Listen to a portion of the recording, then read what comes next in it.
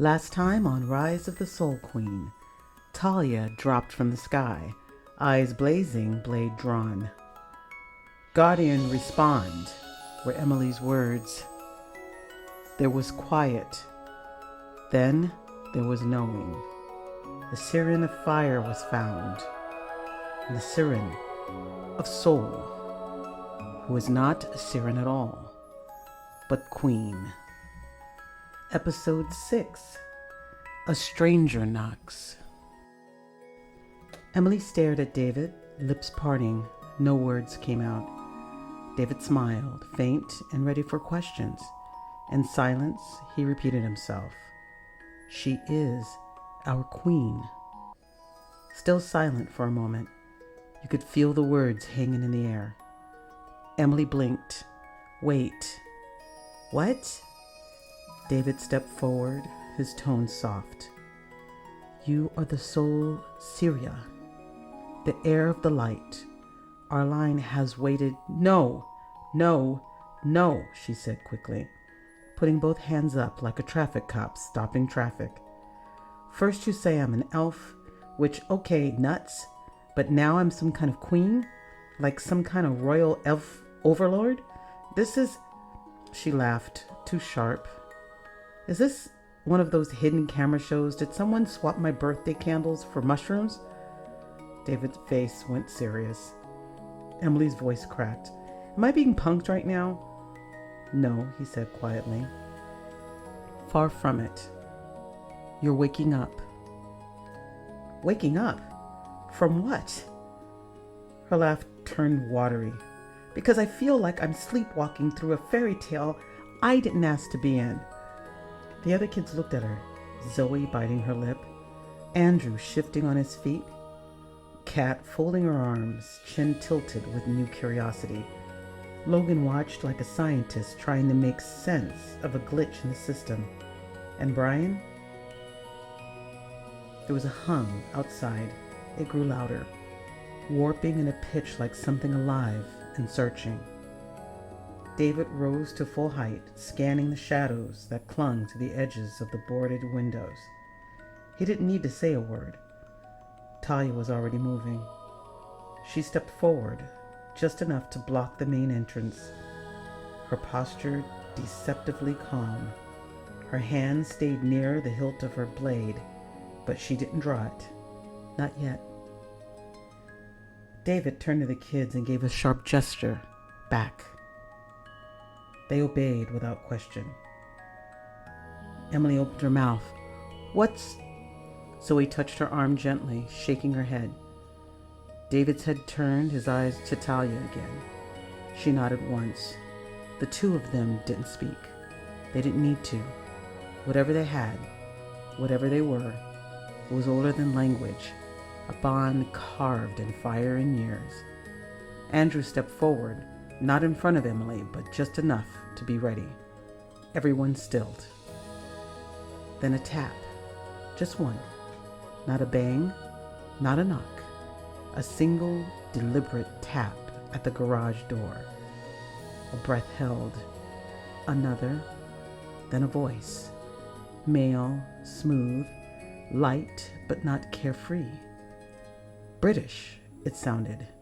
A polite voice in the middle of a storm. I know there's someone there. A pause. The wind picked up outside, brushing dry leaves against the door like whispers. No need to be afraid. I only want to talk. His tone was laced with curiosity, and just a little disturbing, like he was amused by the fear. Emily shivered. Logan leaned toward the others. Who is that? David didn't answer. He stepped forward, shoulder square, positioning himself between the voice, the wall, and the kids. Another tap echoed, lighter this time, almost playful. Come now. I've traveled a very long way to meet you. David drew a breath, slow and steady, though his jaw stayed tight. Emily, you felt it, right? The pull, the knowing? The way your voice called to me back there without words. That's not your imagination, that's your That's your birthright. Can you feel it? What's on the other side? Emily stared at him, disbelief brimming in her eyes. I don't know what you're talking about. I'm not a queen. I'm not anything special. I don't even know how to do math in my head. He smiled softly. You don't need to know how. Not yet. You only need to accept that it's true. She threw her hands in the air. You're all just okay with this? That we're caught up in some magic elf drama and I'm suddenly the chosen one? She turned to the others, Logan, Zoe, Andrew, Kat, and Brian, searching their faces. You're all acting like this makes sense.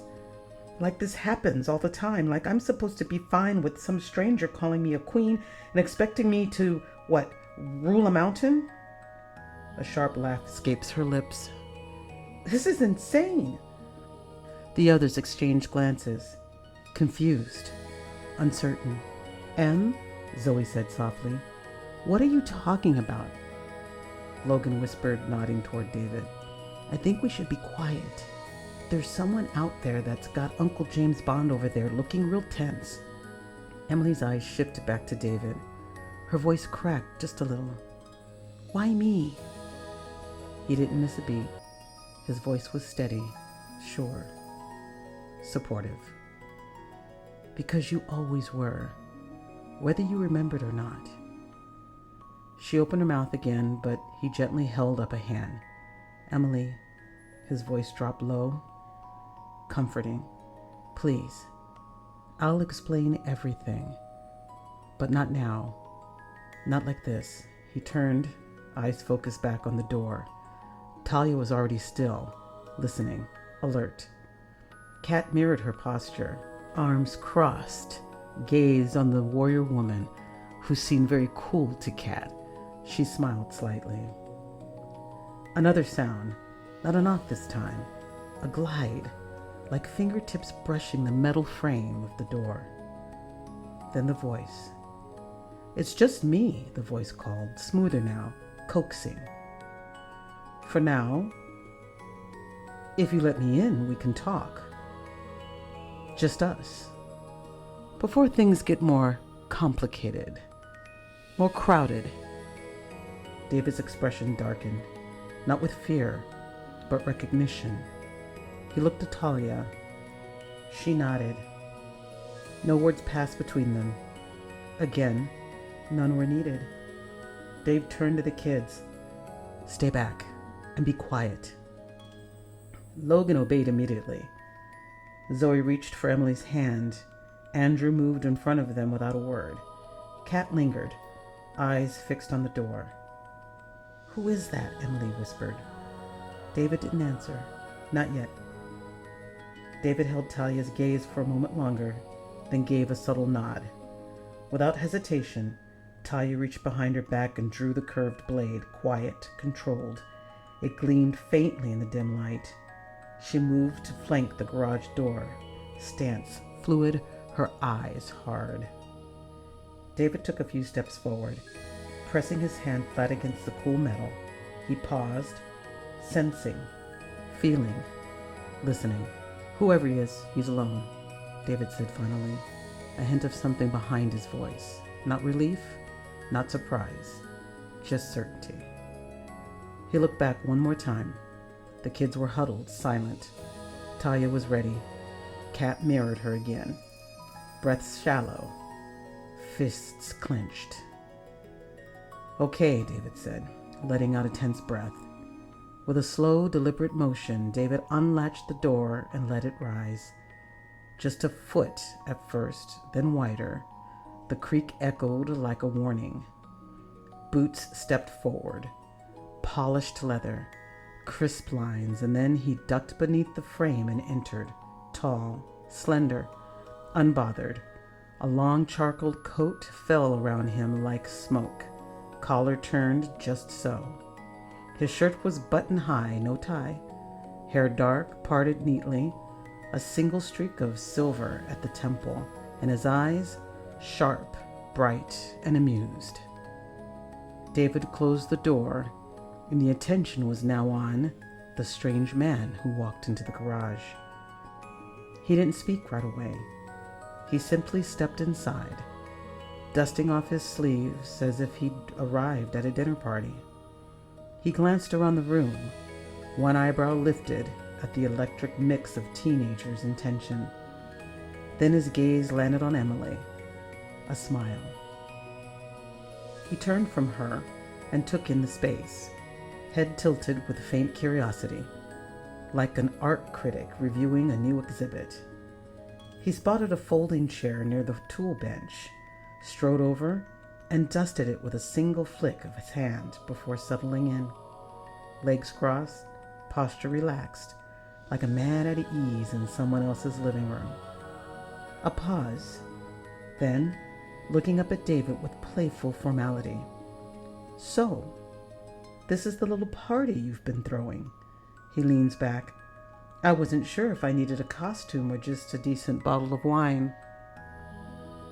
He looked back at the kids one by one.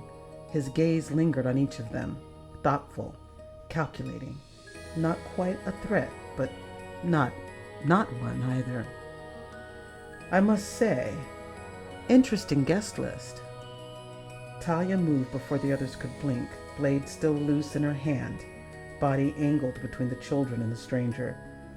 Her steps were silent, deliberate, a mirror to the man's calm. She stopped beside David, eyes sharp, voice like fire. "Who are you?" she asked. The man smiled, pleasant, polite, almost amused. "Thomas," he said simply, with a faint dip of his head. "Thomas Langford." David didn't flinch.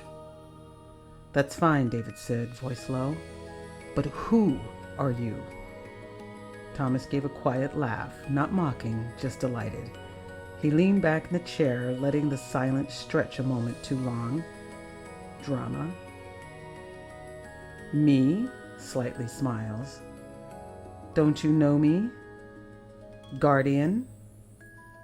David stiffened, just slightly, but enough. Thomas looked around again, this time more slowly. He wasn't just taking in the room. He was cataloging it, measuring it, weighing it. "I do love a good reunion." David stepped slightly in front of Emily again, his stance sharp, guarded. Talia moved to his side, her hand still gripping the hilt of her blade. "I don't like this," she muttered, eyes locked on Thomas. "Let me deal with him." Thomas didn't move, no response. His smirk deepened as if amused. "I wouldn't if I were you." He raised one hand, almost lazily, and let his fingers float through the air. From his palm, a soft violet glow began to gather. Tendrils of smoke, like energy, curled into tight spirals. His eyes shimmered, then pulsed, dark purple. David's breath caught. Talia's grip on her blade tightened. Thomas just tilted his head, still smiling. Talia growled, the word under her breath, slipping out like a curse. "Arcane."